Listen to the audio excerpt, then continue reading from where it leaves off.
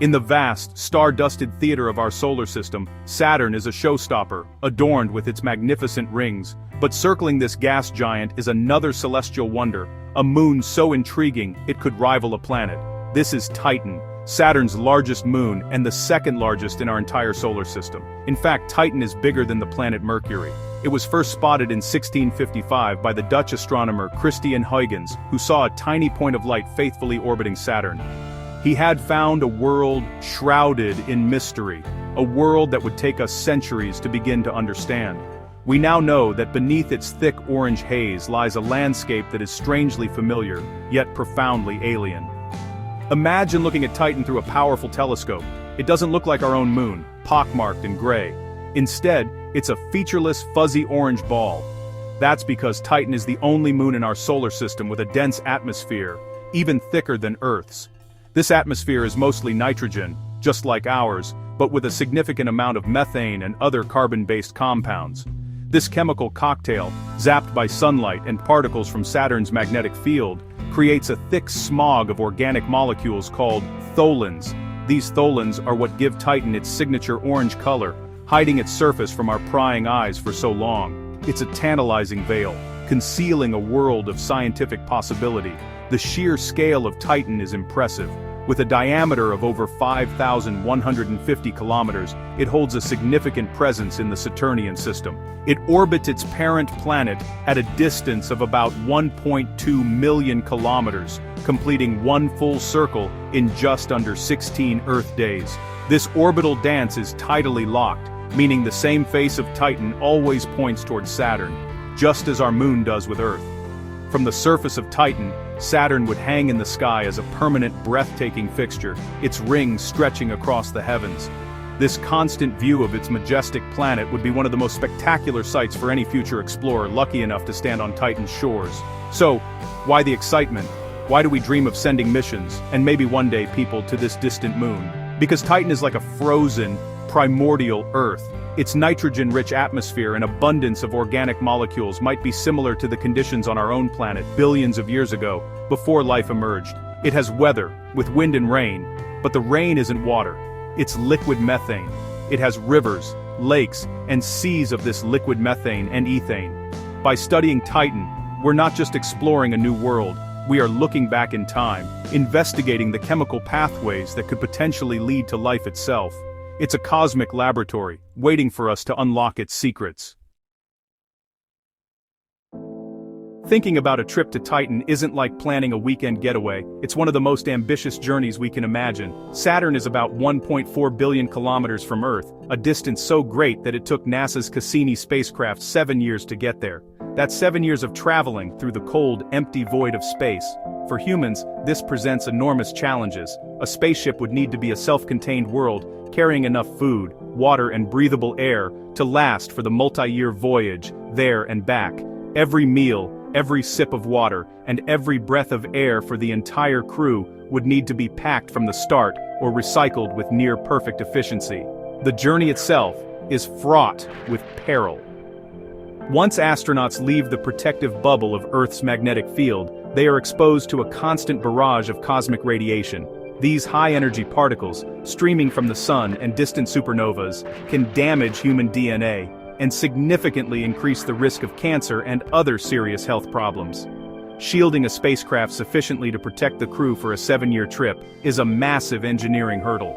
We would need heavy, advanced materials, or perhaps even an active magnetic shield, technologies that are still in their early stages. Without a solution, the crew would arrive at Titan having absorbed a dangerous dose of radiation. Then, there's the human element, the challenge of the mind. Imagine being confined in a small space with the same few people for years on end. The psychological strain would be immense. Communication with home would be a constant reminder of your isolation. A message sent from Titan to Earth would take about 85 minutes to arrive, and a reply would take another 85 minutes. A real-time conversation would be impossible. From that distance, Earth would appear as nothing more than a pale blue dot, and the sun would be 100 times fainter than it is here. The feeling of being truly alone in the cosmos would be a heavy burden for any crew to bear.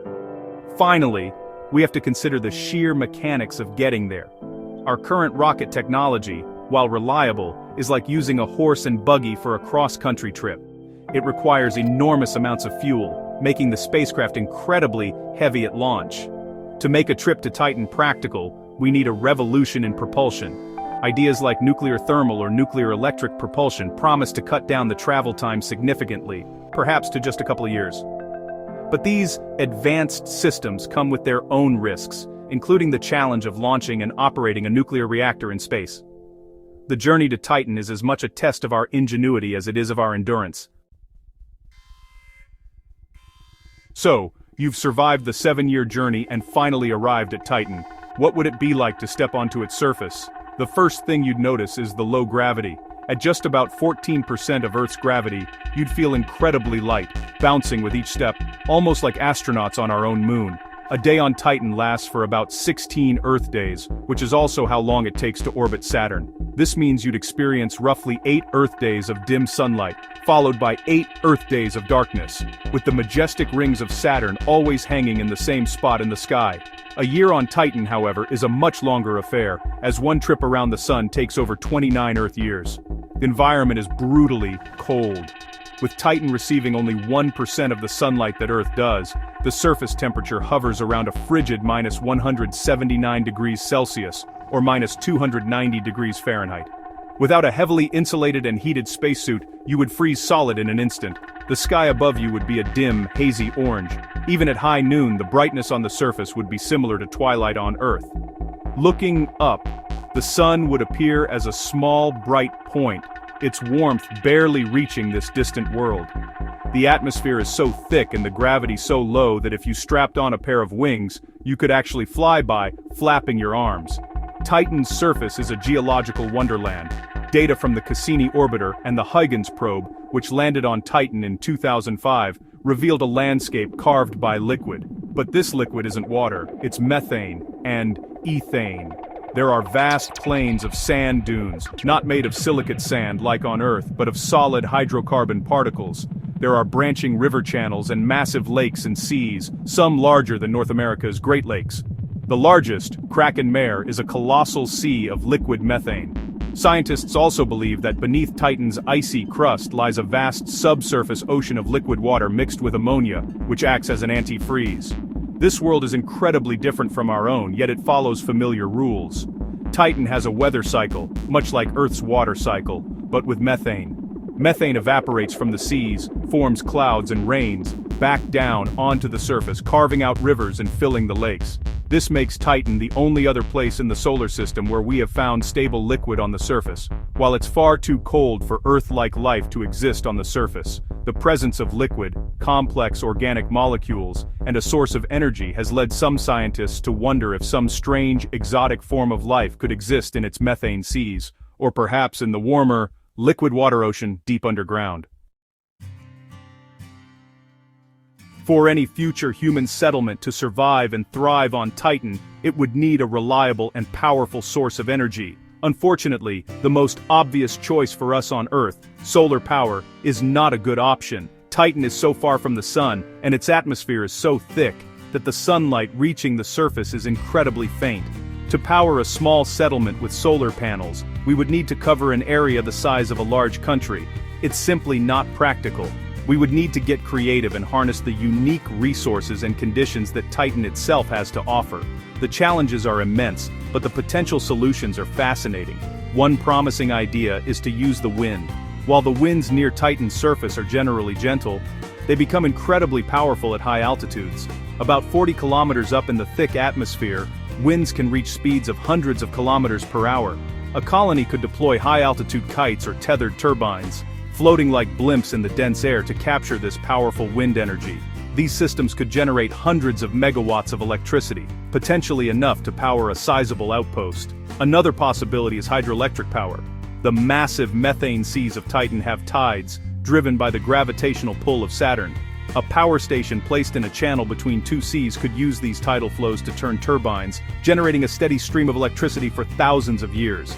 The abundance of hydrocarbons on Titan also presents an opportunity for chemical energy. Methane and ethane are everywhere. These could be burned with an oxidizer like oxygen brought from Earth or perhaps extracted from the water ice that makes up much of Titan's crust. This process would release a great deal of heat, which could be used to keep habitats warm against the extreme cold and to generate electricity through a steam turbine system. This approach would make use of local resources, a key principle for any self-sufficient off-world colony. The chemistry is straightforward, but it would require a complex industrial process to work on a large scale. Ultimately, the most reliable and powerful energy source for a nascent Titan colony would almost certainly be nuclear power. A single nuclear reactor could provide abundant electricity and heat for decades, regardless of the weather, time of day, or location. Radioisotope thermoelectric generators, like those that have powered deep space probes for years, could provide a steady, long-term power supply for smaller systems. For a larger settlement, a fission reactor would be necessary. While this involves transporting radioactive materials across the solar system, the payoff in terms of energy security would be enormous. Nuclear power would be the bedrock upon which a human presence on Titan could be built, enabling us to explore this strange, beautiful, and scientifically rich world.